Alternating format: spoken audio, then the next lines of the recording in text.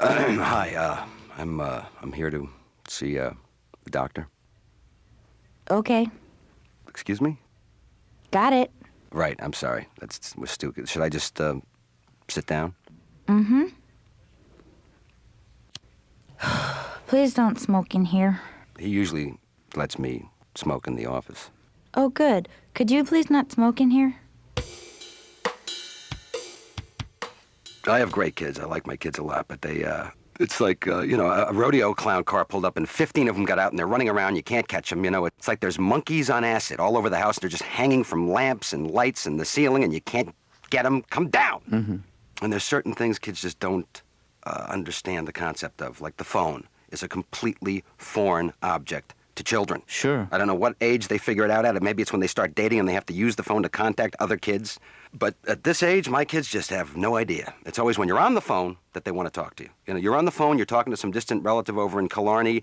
It's probably $17 million, a nanosecond for this phone call. And that's when they walk up and, Dad, I'm on the phone. Oh, okay. Dad.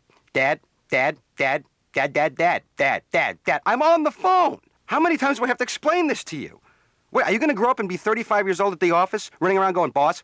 What? Can I have a cookie? I mean, the main piece of advice I could give to people who are, thinking of having kids, and I think this is a hard and fast rule, is, you know what? Don't buy the toys that make the noise. That's the key thing, see? Sure. Because if you buy a toy that has a button on it that makes a noise, the kids are going to press that button over and over again. That's the whole game for them. It's like, for hours at a time. They'll invite their other friends over. There'll be 15 kids waiting in line. Oh, that's cool, my turn. And I'll warn you, here's the worst toy that makes noise ever. Okay. The Darth Vader bank. I don't know if you've seen this toy, Doc. It's huge. And here's the gig with the toy. He's a bank, okay? So the kids put the money in his mouth, and this is what you hear. I am your father, Luke. For 15 minutes at a time, okay? One coin, 15 minutes worth of noise, okay? I have kids lined up again, putting coin after coin after coin. I've had hours of... On the third day, the mechanism that makes the voice go off when the coin goes in breaks. Mm-hmm. So now the toy doesn't need money to go off. It just goes off randomly in the middle of the night, okay? So I find myself at age 40 in my underwear, creepy crawling to get to the bathroom, 4 o'clock in the morning, hoping that I won't walk too loudly and set off James Earl Jones's voice in my kid's bedroom. And it's always right when I get to the toilet seat and I raise the toilet seat up, that little click as it hits the top. That's when I hear, Dennis, I'm on again. Come in here and turn me off. It's not right. I'm almost naked. I'm 40 standing giving the finger to James Earl Jones in my kid's room. It's not right.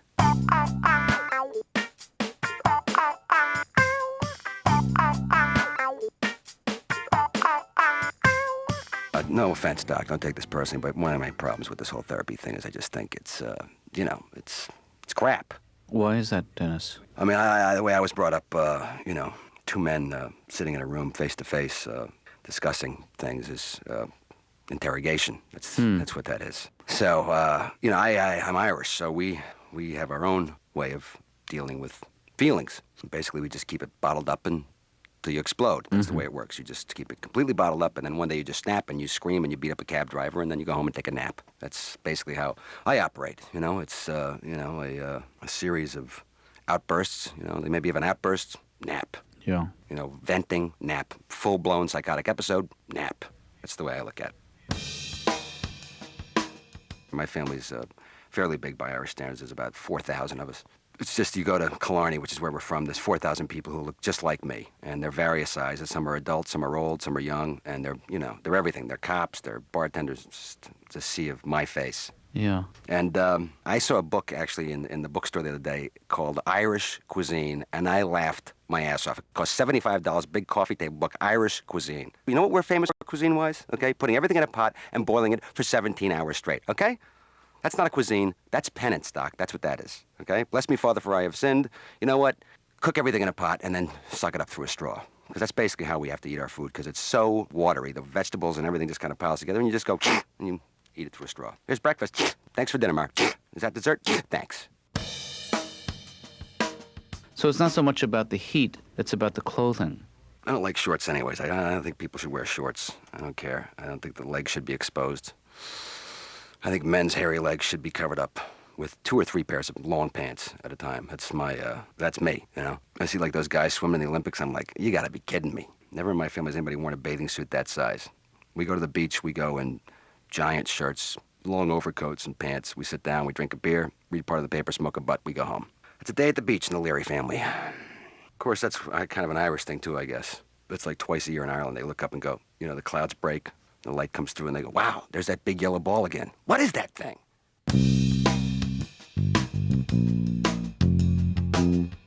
I think if we can find the source of your anger and then approach it from that angle, I think if you saw what it is that makes you so angry. I think it comes from this black rage that I have inside. I'm pretty sure. There's a big cloud of black. Well, you know, my job is to help you shed light on the black rage. Let me ask you something. What do you do when you get angry? I think what's more important is why you're interested in what I do when I get angry. I'm as an angry person who likes to vent their anger, I'm interviewing people. Let's say I'm writing a book. And let's say I'm writing a book. Okay. Called It's Not Important What I Do When I'm Angry. Okay. All right, I'm writing a book called It Is Important What Dr. Katz Does When He's Angry by Dr. Denis Leary, okay? Okay, I reviewed your book. Yes. And found it really not very insightful or helpful, and referred the author of your book, in this case you, to my book. Yeah. Well, I've reviewed your book, okay, already, without even reading it. And since you reviewed my book so badly, you know what I say? I think your book sucks. Oops, Dennis, you know what the music means. Quite frankly, no, I don't know what the music means. Well, it means we're going to have to stop.